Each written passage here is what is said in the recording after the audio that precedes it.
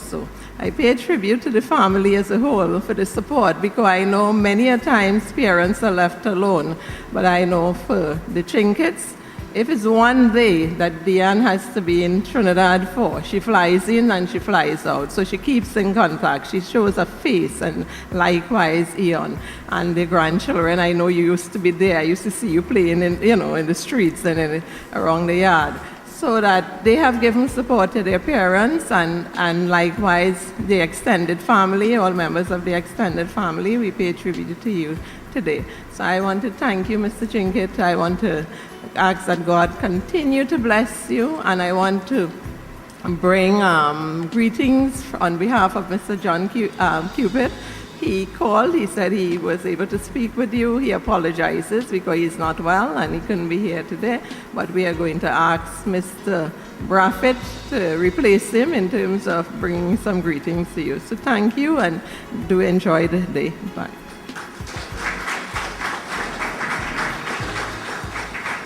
Thank you, Madam CEO, Ms. Bradshaw, for those kind words.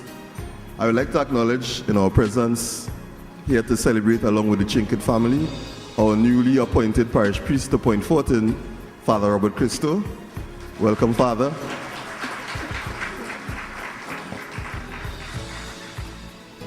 At this point, we heard earlier from the son, so now we're going to hear from the daughter. So I'd like to welcome to say a few words, Ms. Diane Chinket. Thank you, Mr. Master of Ceremonies.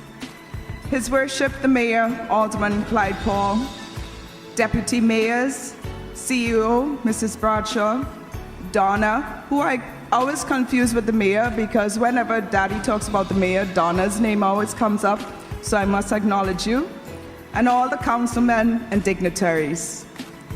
On behalf of the Chinket family, and that will include Mr. Chinket, why we're here today, my mother, Mrs. Naomi Chinket, my dad's sister, Auntie Shirley, all the way from England, Auntie Q, who I believe couldn't be with us today, she's not doing too well, my brother Ian, also from England, and his lovely wife.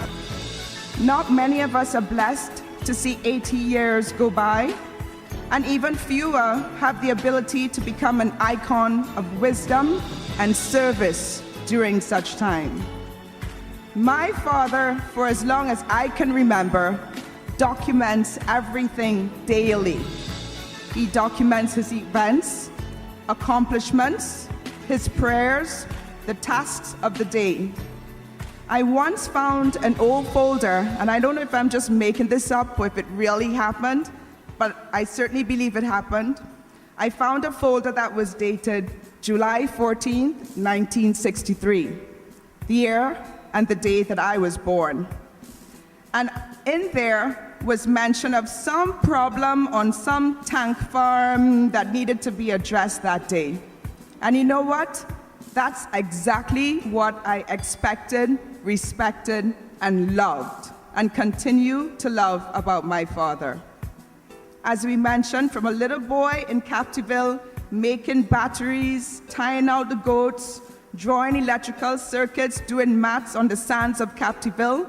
And let me pause to say, whoever decided on the decorations and the ocean blue tables, so appropriate for the beaches of Captiville where my father grew up. To the young man who was repairing refrigerators for the better offs in a gated Clifton Hill.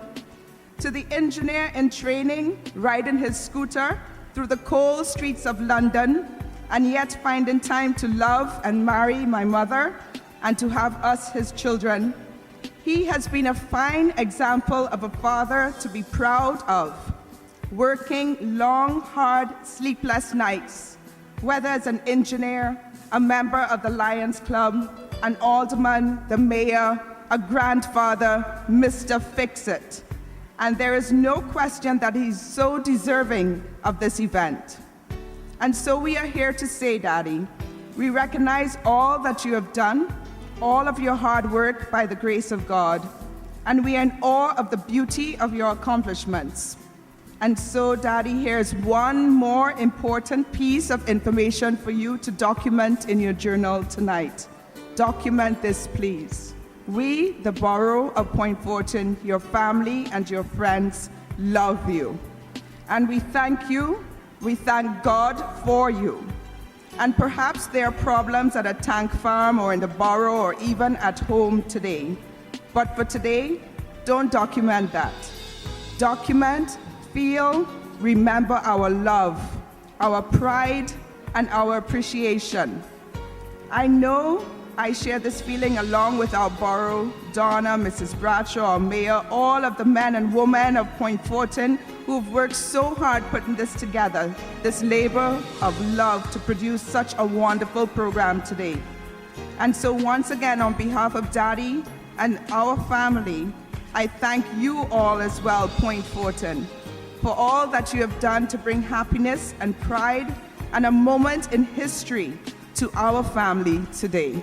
Thank you very much. Thank you very much. Daughter of such a wonderful man. And I can see where you got your early education from. At this stage, ladies and gentlemen, I'd like to welcome a gentleman who will speak, I guess, on the times of his work at Trintoc. Because I know as a child, I remember hearing this name a lot. Whenever you hear the name John Cupid, the next name you'll hear is Ray Braffett. And then the next name you'll hear was Mr. Chinkit. So somehow there was some kind of marriage in that threesome. There's a tridium that was happening and unfolding historically in transforming not only Point Fortin socially, but in terms of the cultural aspect of Point Fortin. So to say a few words, I invite to the podium Mr. Ray Braffett. A young budding politician just told me a few words. I will use the politician's version of a few words. Thank you.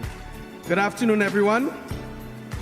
A very special afternoon to Mr. Victor Chinkit, whose birthday is tomorrow, and a very special to all the Chinkit family. To the mayor, to the deputy mayor, and all of you present.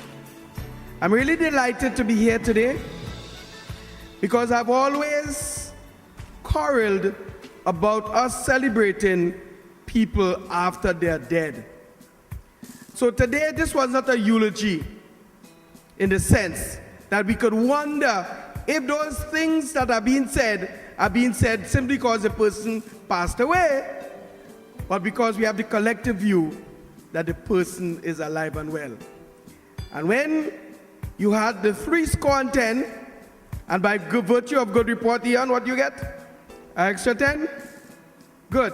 So could you all stand with me, except Mr. Chinkit? Stand for a moment. And from wherever you stand, I want you to point at him, because we are all agents of God. And let us say together, I will say it now, but we'll say it together 3 times, in whom I'm well pleased. So, come on, let's go. In whom I'm, louder. In whom I'm, Father, you hear it? Come on. I'm well pleased. Thank you very much. I'm really delighted for this moment. I know when they were describing Mr. Victor Chinkit, I wondered what's missing there. So I'll just talk about a few missing items in the presentation, which was excellent. I came from an era with Victor Chinkit when we rolled out PERT and CPM. And you will have these long reels of network analysis to describe the projects. I came from that era. Mr. Chinkit, you said that your sister, is it your sister from Reading that is here? The one whose house you sent me to look for on your behalf in 1980? Oh, okay.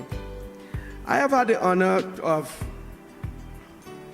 meeting this gentleman in 1972 when I joined Shell as an apprentice. At the time when I joined Shell,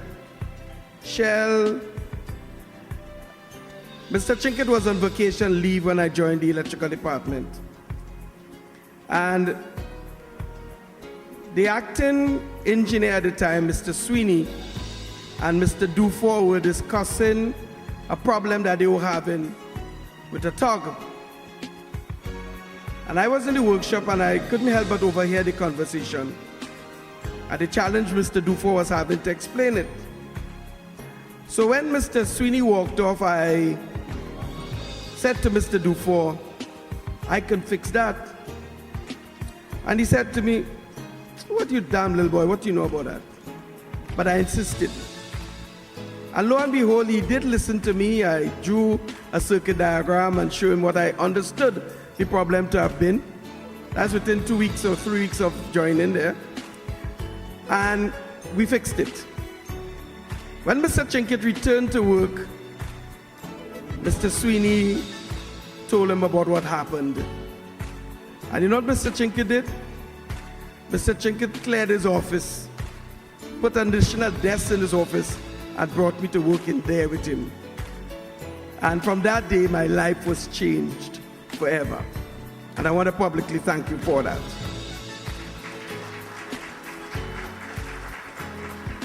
Another honor Mr. Chinkitt paid me was, and that's why I remember his sister, is that because of the work that I was able to do through him, he never